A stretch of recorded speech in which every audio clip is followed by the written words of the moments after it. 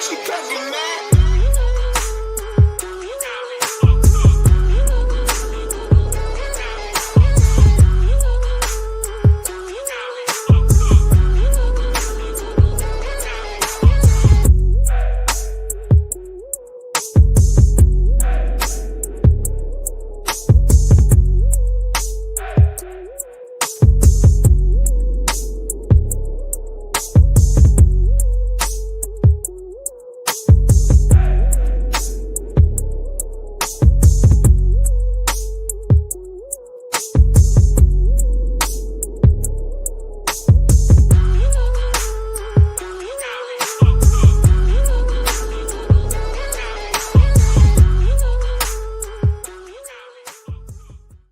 Good morning, everybody. What's happening? Iron Minds, Tuesday morning, 6 a.m. Central, 7 a.m. Eastern.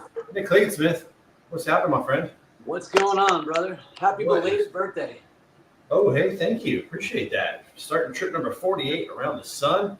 We got Lombard trucking with us. You can't see him very well, but he is out in the dark outside doing his What's up? Doing his walk.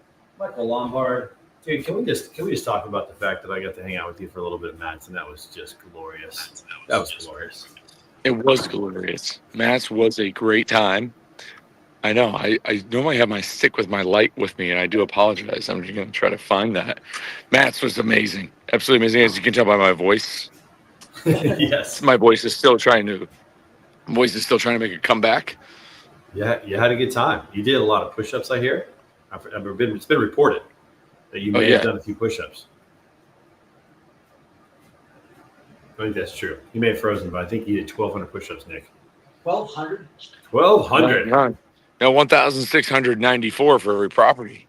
Excuse me. Wow. 1,694. So. Were you just showing off, or did you lose a bet? You know, you do it for every property Truck Parking Club has. For every property. Pretty impressive. Wow. Jessica, good morning. Got to see Jessica at Matt's, which was cool. Hadn't been able to see her out on the roof.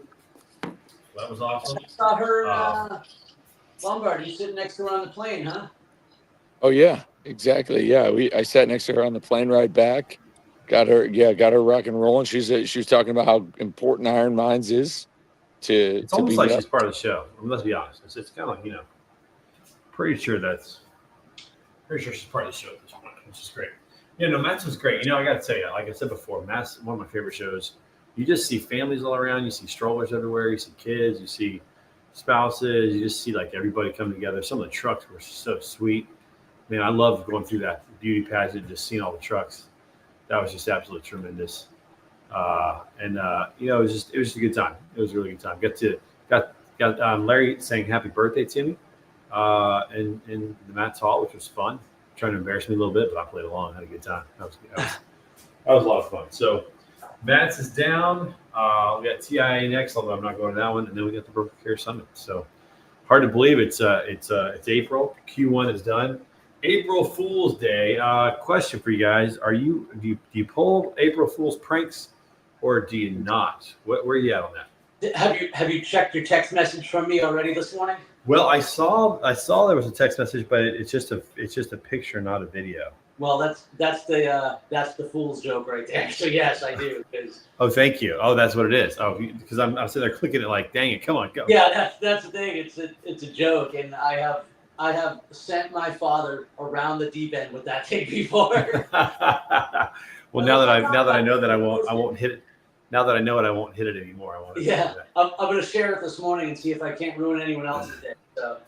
That's actually a decent one because no harm, no foul, really, but just a little frustration. But it's interesting. Some people go off the deep end a little bit on these April Fool's pranks. I can't say that I've really done a lot of April Fool's pranks. I don't necessarily think of good stuff when it comes to that. Some people come up with good stuff. That's for sure. Oh, John, good morning. How you doing, my friend? Good to see you.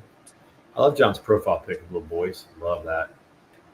Got to spend some time with Don while you guys were at Matt's, and we ran with the Matt's Fit Orphans. So got to spend some time with John while you guys were out doing that. Nice. Very cool.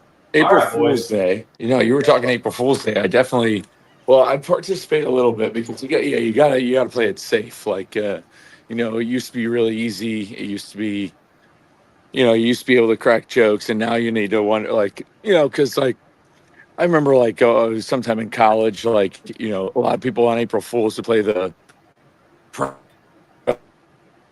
and pull it off because it's difficult to. Oh, I'm switching off Wi-Fi, going to regular service. Am I back on? Yeah. So no, it's because I'm walking away from my house.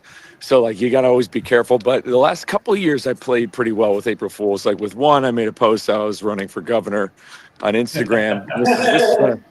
This is when I was still driving it. And then I fooled a lot of people, either last year or 2 years ago, where I made a post on Twitter where I was going to purchase where I purchased the Tesla Semi, which is something I would never do.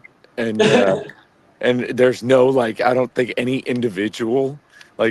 single individual or like one truck owner operator can even buy or afford one, or like I don't know how that works because nobody has. See, the thing about you, Michael, is you've got that that little unpredictability in you that people might just believe in, like running for governor. People might believe that. That's why I think that personality plays into this. I can picture him right now. The truck parking issue in Texas is going nuts. I'm going to have to be the only one to do something about it. I can tell you Michael Lombard's entire platform. You got truck parking, you got toll roads. That's going to be a big one. He's going to clean up the toll roads on I-35 down in Austin. He's probably going to deal with the driver shortage crisis. That is not a crisis. He's going to overcome that. Like make sure he sets the record straight on that. Probably going to deal with tariffs on some level, the border. I mean, I know this border. I know this whole platform. I mean, I'm ready to vote for him right now, and I've already renamed it the Gulf of Lombard, so that works out well. I love it. Yeah, he's got that level of unpredictability that makes it work. I think you have to have that to make. Because, if I came out with something crazy like that, like I'm running for the governor of Missouri, nobody would buy it for a second. But man, Lombard does that. I'm telling you, people would buy that. So I think April Fool's joke is that I'm going to wear a shirt today. Yeah. That's maybe believable. But Lombard, you have that unpredictability, man, that like would make that work for you. So is there anything coming today? I mean, you have to tell us what it is, but is there anything out there for the people that are gonna get to experience something like that? Huh? I don't know. I'm trying to think of something I would dish out there. Yeah, a little preview. I don't know. Maybe I might think of something on LinkedIn. I feel like LinkedIn is a solid place to drop really good April Fool's jokes and fool some people.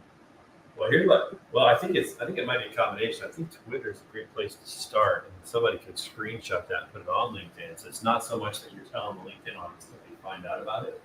Like that could be good way to do that. But anyways, good stuff. So April Fools, everybody. Happy April. Welcome to Q1. This year's going by fast. I'm telling you, man, the older I get, the years go by faster and faster, and this year's going by really fast. So here we are. We're already in April, and yeah, it's crazy. I'll tell you what, man. I feel like it was just yesterday. We were sitting here talking about the beginning of the year. So yeah, it's going by fast, and Q2's going to whip by too. I mean, I put it in our Slack group yesterday. Well, again, I don't feel as though it's really flown by. It being April again. It's been a slamming first 3 months. Like first 3 months of the year were slamming. Like just schedule wise, how my entire work schedule has been drawn up has been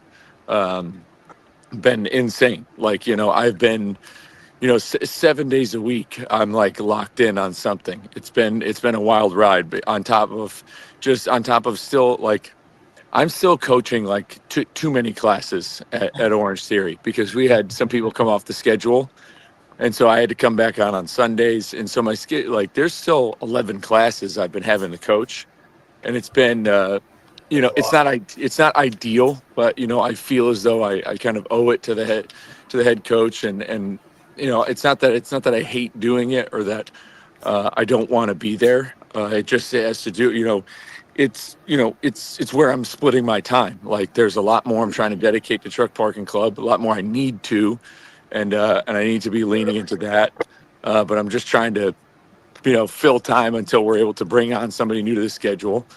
And then, factoring in all the other training with going into Ironman Texas. But then on top of that, there have already been a couple events this year, Manifest, we had Mats, I've already done some races. And so it's just been jam packed this year. So it's like, there's always been something new. And so really I feel like my time utilization is it's like at its max, but I've really enjoyed every single bit of it. Yeah, I can totally appreciate that, man. I like doing a lot of different things too. You got your hands in a lot of pots, and I enjoy that because it keeps it fresh, man. You never know what's going down, and that can be really fun. For sure, that can be really fun. Ooh, and now we turn our attention to the Broker Carrier Summit come up here in just under a month. Hard to believe. We're like 3.5, maybe 4 weeks away, and it's going to be here before we know it. So pretty crazy how fast that shows up. We got a couple things on the horizon with that. Nick, you got a keynote you're working on, which excited about that. And just call the fire department now. Right now, just turn the sprinkler system on, lay down the foam. I'm bringing the fire. That's what's up. It's going to be Thursday morning. I'm excited about that keynote. That's going to be awesome. And then we got our workouts. They're going to be sponsored by our friends over at Chain on Wednesday morning and Thursday morning. So, I know our friend Clark over at Ameripole is interested because he actually emailed me yesterday and said, "Hey, let's organize a ruck event." And so I screenshotted him the agenda, and we're like, "Well, way ahead of you, my friend." So great minds think alike. Well, I think one of our workouts is going to be probably like a 5K walk or something around the city if the weather's good, or maybe indoors. And so certainly if you have a ruck, you can bring it because that'll be a great day for that. And I think the second day, Thursday, we'll probably do some sort of stretch routine. Could be something more yoga based or Pilates based or something like that. So it's going to be great. It's something for everybody. It doesn't matter where you are in your fitness journey. You can join us and be a part of that. So it's going to be a great time. It's going to be at 6:30 Wednesday and Thursday mornings. The vest will definitely be with me. The vest will travel everywhere with me nowadays, which I got that recommendation from Robert Bain. He was telling me about this one guy who always walks around with some sort of very heavy kettlebell. He was telling me about this one guy who he just always travels with it, brings it through airport security. He's just always carrying it. He doesn't even put it in his bag. He literally will put it on the belt at airport security, and he just always carries it because of how he trains, and because he thinks it's important, which plays into some stuff we were talking about the last few weeks about how there's never any ideal time, especially in our industry. There's never anything ideal. There's no perfect times to do it. You quite literally have to sneak it in when you can. Like at Matt's, for example, I timed it up right. The week before was close to very much a peak week training wise, because I knew Matt's was going to be crazy. I was off my routine. I couldn't really get workouts in, but I made sure I just got over 20,000 steps a day with what I was doing at Matt's, and I just, and I haven't drank at all, so it's like I kept that out of the picture. But I just make sure I was on my feet the whole time. There was over 20,000 steps every day. I kept myself moving.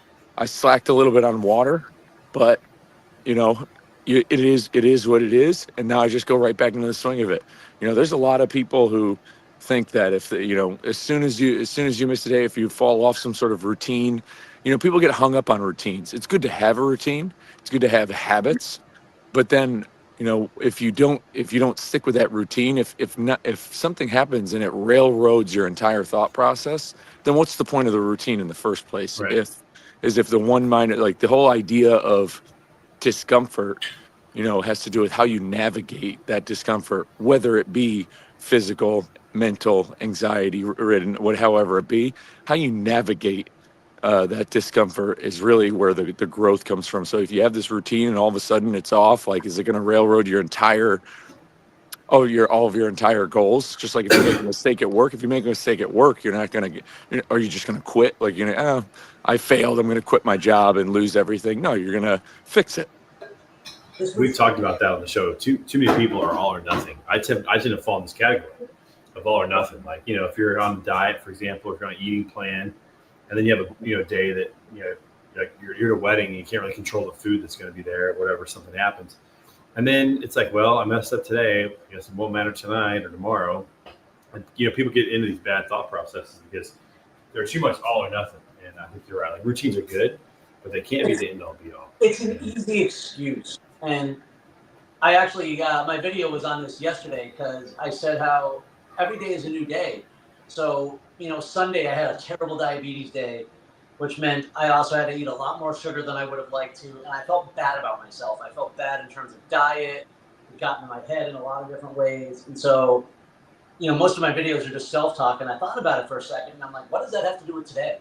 What does that have to do with the decisions that I make today? Why don't I just get back on track? Just do the next right thing. It would have been too much of an easy excuse to let it derail me. Be like, oh, well, screw it. I guess I screwed this up and I give up. I can't do it. I mean, to think that, I don't know. I haven't had a perfect day in anything ever. So. Right. Yep. Yep. Perfect is the enemy of good, right? Plus, at the end of the day, I mean, this is like what and Michael, you'll definitely appreciate this. In a long training cycle, it's not possible to check every box. I mean, there's going to be a day that you miss a workout or that we screw up on the diet or something like that. But in a long, 4 months, training cycle or something like that, 2 to 3 red marks on the record doesn't make a difference. It's the accumulation of all the days, of all the wins. Yeah, that is so true.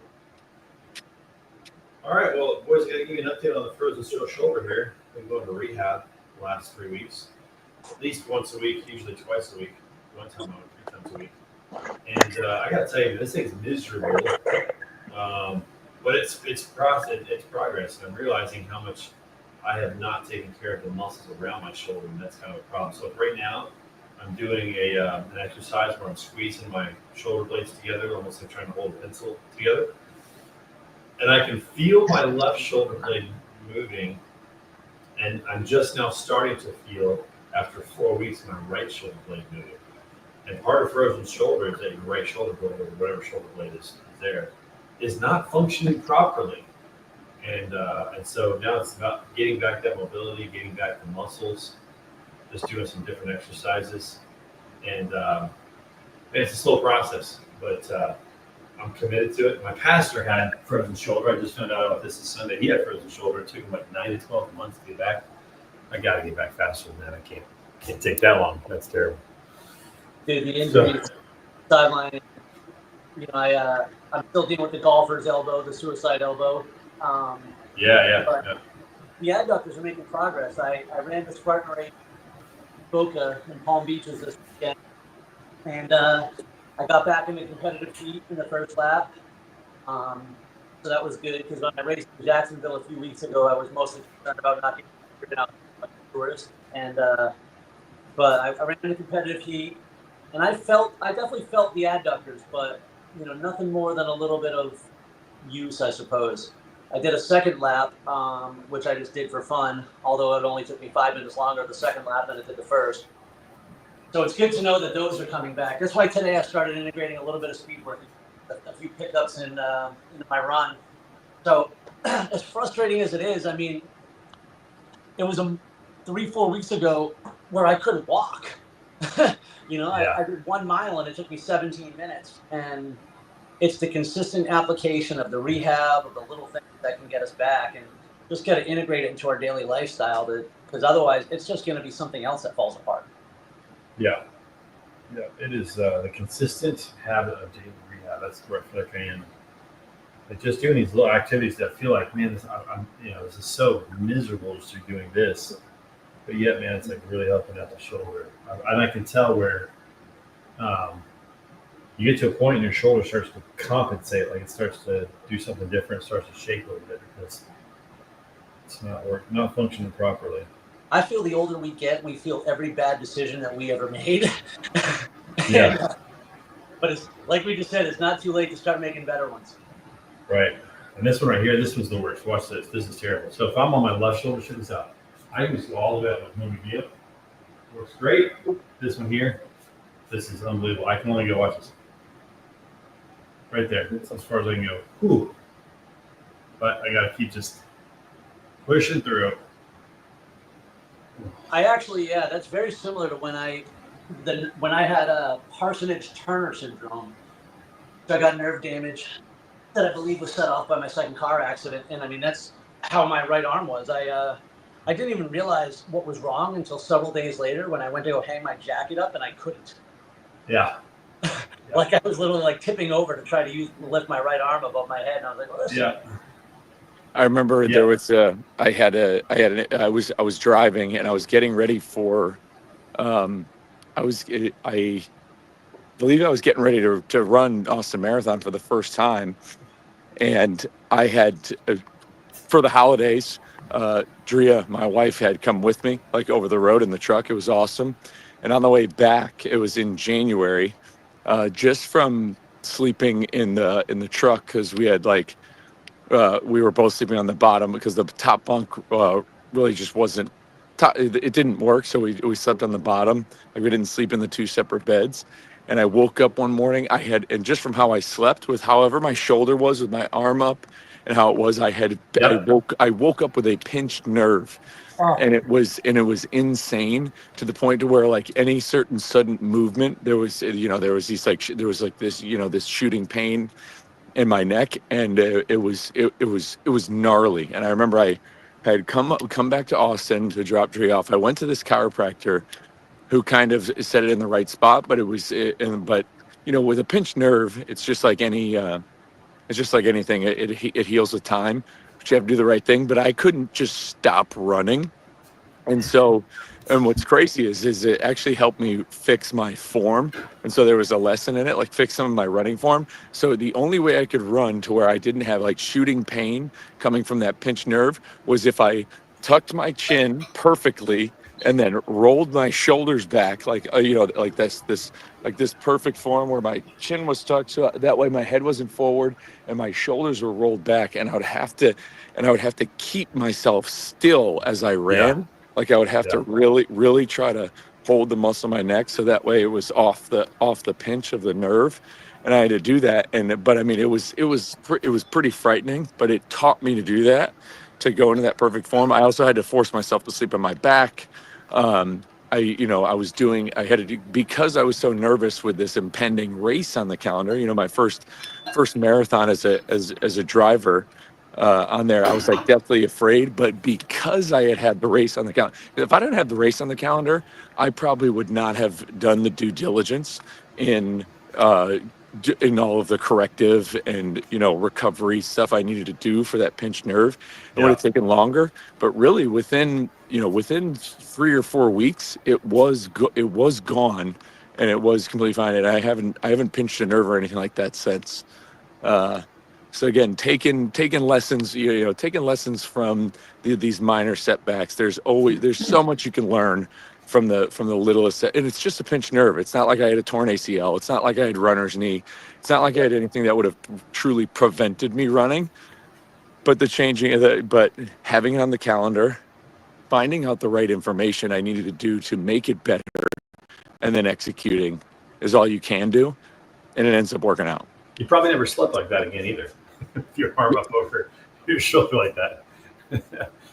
Exactly. I made sure, it was like with my arm up and how I was on the side, and it's just, but also at the same time, it had to do with how, like, either where our dog was or like how my wife was maybe leaning into me. Like there was just a dog in there too. Well, no wonder, dude. Those beds aren't that big. Exactly. Yeah, we had our dog we had our dog and cat with us. So it was a little bit of a mess. He's just adding stuff. He's just, as the story goes, he's just adding pieces without. Those weren't a part of the original story. Now we got 2 animals in there with him. No wonder. It changes. It exacerbates a little bit. But what stinks is I've heard the most healthy way to sleep is on your back, and it's pretty hard. It's freaking hard. Impossible for me to do. Yeah, I'm a side sleeper. I struggle with that. I will say this: as you get older, you start to realize that your injuries, most of them come from sleep. Like you wake up. I woke up on Friday morning at Matt's, and my neck was just like, I was like, tweaked the back of it. It took a good 24 hours before it really started to go away. So it's crazy how that happened. So, dude, we got all kinds of people popping in here. We got Scott Watanabe, the Freight Sensei, joining us this morning. What's up, Scott? Oh, I hope I'm pronouncing it correctly. Is that coming correct pronunciation? Eno. Appreciate you guys joining us this morning. All right, so quick question for you, Michael Lombard. We got to have a little competition here. What's the latest you stayed out at Matt's? What's the latest you stayed up? Were you going to bed at a good time because you had a lot going on, or were you staying up having a good time? I wish. I'll tell you. We had a pre-team meeting before we went to Matt's, and and I can. I saw my endurance pay off in a lot of ways, and I kept joking like how this is what I train for, is these events, like because it's a lot. Like I mean. No, I was out late pretty much every night, and it's like, and you kind of got to, at that point, whether it be work related or non, especially when you work in like marketing and you're really trying to build up one brand as well as your like personal brand. But yeah, that Saturday night and the thing is, Sunday was a day I could have woken up and gotten in some long miles, but I took advantage again. I work for a company that's kind of spread out all the time. We've got the road team out there looking for parking. Tommy truck parking. Yeah, Tommy truck parking. Everybody's remote. So it's like, I don't know the next time I'm going to see these guys. Maybe I'm going to get to large cars, guitars. We'll see. And so I took advantage of it. So, Saturday night, we stayed out until, basically the bar closed. We're at another O'Shea's on Bardstown Road, which I always find the name Bardstown funny because it's half of my last name. And so we were out there and we had a great time and didn't get to bed until 2. But yeah, essentially every day was like, I was still up early. I was up roughly 6:30, and then we had this old church bus that picked all that Hunter was picking everybody up in. Then we get to the convention center, and then most of the other nights, all the other nights, it was in bed by about midnight. So it was quite a bit, the marathon. Like it was. Yeah. And there was so many, and I was sort of hybrid. I wasn't at the booth all day. I had to get there was people I needed to see, people I needed to meet, other places to branch out and go to, because I'm talking to content creators within the industry space to really talk about the mission and with what I'm doing and getting them on board. So it was like it was all day, and it was talking all day. So it's not like I was on my feet walking around. Like the conversations don't stop. Like it just does not stop. And then into the end of the show, like when everybody would leave, into wherever dinner and happy hour is, like continuous. It's like one long continuous conversation for, freaking 14, 16 hours for a week. Yeah, that's right. Well, my good buddy Blake Lappin from Kansas City came over and crashed in the RV with me. And we were out until 3 o'clock. Which I haven't seen the front side at 3 o'clock in a long time. But then, of course, on the way back, he pulled the old high school card out on me on the way back. He's like, "Dude, let's stop at Taco Bell." So we stopped at Taco Bell on our way back, which again, not the best thing to do at 3 in the morning, but they're open for guys like us. And so had something, I can't remember what I had there, but got a little Taco Bell, went back to the RV, talked a little bit, and I think we went to bed at like 4 o'clock. And so I was pretty late for me to. I haven't been up that late in a long time, but again, it's like you said, you want to spend time with people. You're not going to see them again. We had a great time in that regard. Jessica says a marathon is a great way to describe it. So much energy and talking. That's true, man. It's Jessica. It was a lot. I mean, a lot of stuff going on. I didn't make it to the concert. Did you guys go to the concert on Friday night? Yeah, I was at the concert. We got to see Colt Ford and Tony Justice, which is really cool. And like, I think that's one of the coolest parts about this industry. I don't think people understand trucking is an American subculture. We hear it all the time. Like really trucking's not a job; it's a lifestyle. Like I said, no other industry kind of has that. Like there is the music industry in general. Like there's a music industry that people work in, but like as an entire, as a job sector and as an industry in general, like if you think about other job fields, like there's no culture in the tech world, so to speak. There's no not like the trucking. To the fact that there is this like. There is, for all of the industry's problems and for how some fractured it is in certain ways, there is like this entire subculture of Americana that gets slept on, like between the chrome, the fact that the industry in essence has its own music, it has its own, Hats. just like how Appalachia, we refer to that region of the country as, Eastern Tennessee, Eastern Kentucky, the Appalachia region, how they have their own music, they have kind of their own. There's its own style, it's vibe. Like it's such a culture that it's named Appalachia, after the region. Just like with trucking, and the fact that like Tony Justice exists to where like the industry has raised this guy up as, and especially based off his outfit, I referred to him as the Beyonce of the trucking industry. With his flair and how he was, and about how all of his music is centered around the lifestyle, the job. It was cool to see it in person because I hadn't gone to the concert in years past. He's got a nice rig. His RV or his bus, his tour bus, was parked in the parking lot elevator with the other RVs. I got to see that. That was pretty cool. I didn't get to go to the concert, but you're right. There's like an entire culture around trucking that's uniquely American in a way that you don't see that much anymore. It's like when it's funny. I didn't see a lot of people on their phones at Matt's. I didn't see, there weren't a lot of computers. People were just talking. It's almost like a throwback. You go to Matt's and you feel like you're kind of thrown back into, quite a ways back. 51 Logistics. Good morning, Alan. Thanks for joining us. Appreciate it.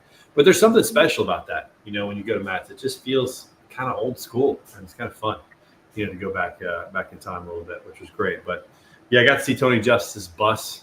Pretty cool. Seemed like a good dude. He was out talking to people out there, and so that was pretty good. That was pretty special. That's for sure. So, all right, Nick, we may have lost Michael Lombard. He may be frozen. He's out there in the.